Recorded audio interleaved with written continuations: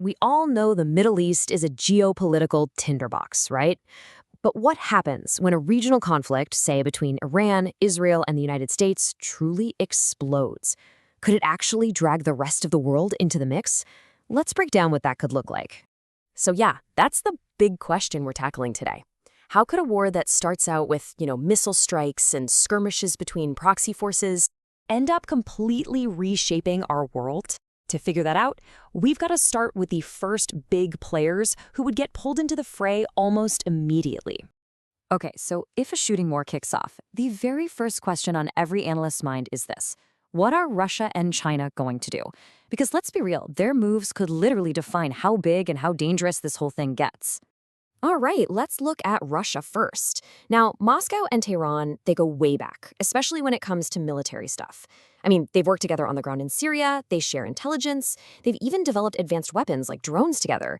So this isn't some brand new alliance, it's a partnership that's been tested in real-world conflict. So, how would Russia help? Well, probably not by sending in their own troops. Think more behind the scenes. We're talking about giving Iran crucial military tech, maybe some of their advanced air defense systems. They could provide real-time satellite intel, and of course, they could use their veto power at the UN to give Iran diplomatic cover. It's basically a way to get in the fight without ever firing a shot themselves. Now, China, that's a whole different ballgame. Beijing's playbook would be all about the money, about economics. They need a ton of energy from the Middle East, and they've poured cash into Iran as part of their huge Belt and Road project. So if they get involved, it's going to be with economic and tech support, not with guns and soldiers. And here's the really interesting part. Their support isn't the same, but it fits together perfectly, like puzzle pieces.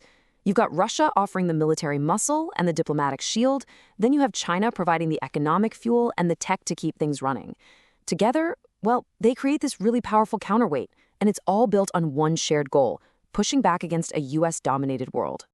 Okay, so that's one side of the board. Let's flip it and look at the West. Now, on paper, this alliance seems pretty simple, but trust me, when you start to peel back the layers, it gets complicated fast.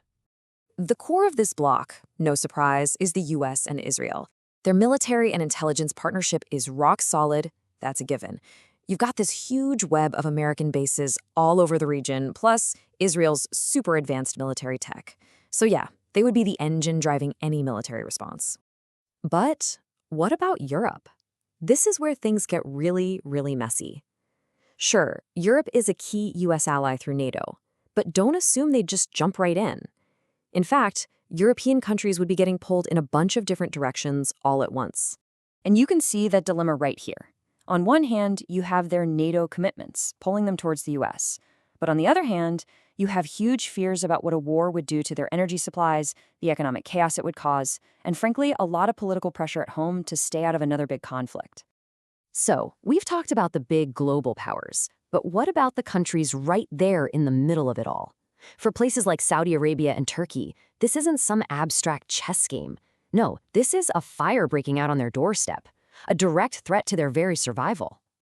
This chart really lays out the impossible choices they'd be facing. Take the Gulf states. Yeah, they have security deals with the US, but the last thing they want is for their countries to become the actual battlefield. They've spent years trying to calm things down with Iran. And then you've got Turkey, a NATO member, but with its own agenda. They'd probably try to walk this super fine line, this balancing act. The goal for all of them would be neutrality, but man, with the world's superpowers breathing down their necks, that would be next to impossible. Okay, let's move beyond just who's on what team. Because a war like this, it would send shockwaves around the entire planet. And I mean shockwaves that everyone would feel, right in their wallets and in their sense of security.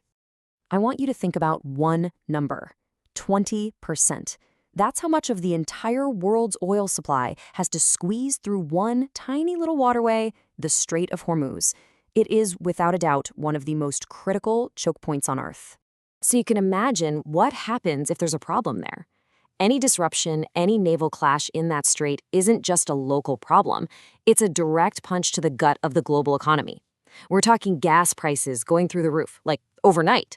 Supply chains would crumble. It could easily be the thing that tips the world into a major recession. And the fighting wouldn't just be with ships and missiles. The escalation would go digital. In fact, the first shots fired might not make a sound. They could be lines of code. Imagine massive cyber attacks hitting critical infrastructure.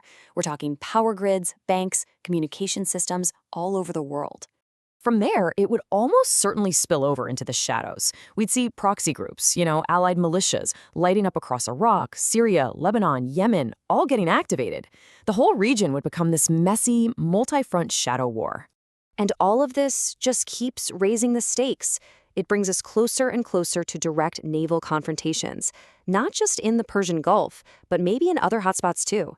And that raises the terrifying possibility of the big powers, the US, Russia, China, actually shooting at each other. So where does this all lead? What's the end game here? Look, we're not just talking about one war. We're talking about a conflict that could literally redraw the world map, changing the balance of power for decades to come. You can see how the dominoes could fall. It starts as a regional war. That forces the big global powers to pick a side, even if it's just with indirect support, like weapons and cash. Over time, those loose alliances harden into two pretty clear blocs. You'd have a Western-aligned camp on one side and a counterbloc, kind of built around Russia and China, on the other. It's basically a new Cold War, a 21st century great power competition. But, and this is a really important but, there are some pretty powerful breaks that could stop things from spiraling completely out of control. First, there's the terrifying reality of nuclear weapons. And second, our economies are so tangled up with each other. A direct war between superpowers, that's an existential threat to literally everyone on the planet. And nobody really wants that. So that leaves us with one final, pretty unsettling question. Even with those powerful breaks in place, could a fire in the Middle East still be the spark? Could it be the one event that forces every country to finally pick a side, and in doing so, completely redraw the geopolitical map for the 21st century?